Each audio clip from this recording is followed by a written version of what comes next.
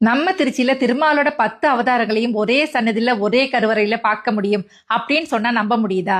பூலோகத்தின் வைகுண்டம் என்று போற்றப்படும் ஸ்ரீரங்க ரங்கநாதர் ஆலயத்தை பத்தி நம்ம எல்லாருக்குமே நல்லா தெரியும்.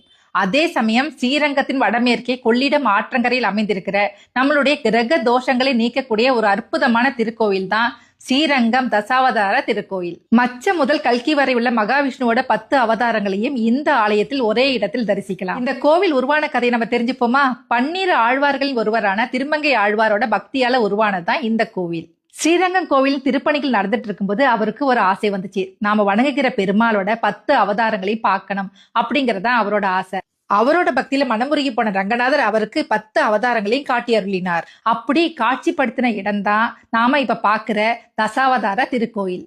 இது கிரக தோஷ நிவர்த்தி ஸ்தலம். கேது தோஷம் போக்க மச்ச அவதாரம், சனி தோஷம் நீங்க கூர்ம அவதாரம், ராகு தோஷம் விலக வராக அவதாரம், செவ்வாய் தோஷம் தீர நரசிம்மர், குரு தோஷம் விலக வாமனர், சுக்கிரன் தோஷம் போக்க பரசுராமன், சூரிய தோஷம் நீங்க ராமர், சந்திரன் தோஷம் விலக கிருஷ்ணர், புதன் தோஷம் தீர கல்கி அவதாரம். உங்களுக்கு எந்த தோஷம் தெரிஞ்சு அந்த அவதாரத்தை மனசார வேண்டிக்கோங்க. இல்லாட்டி உங்க பிறந்த நட்சத்திரத்து அன்னைக்கு 10 அவதாரத்தையும் கும்பிட்டா எல்லா நன்மையும் கிடைக்கும். இந்த கோவிலோட சிறப்பு என்னன்னா, இந்த கோவில்ல ஒரே கருவறையில 10 மூலவர் இருந்தாலும் இந்த 10 மூலவருக்கும் ஒரே ஒரு உற்சவர் தான் இருக்கிறார்.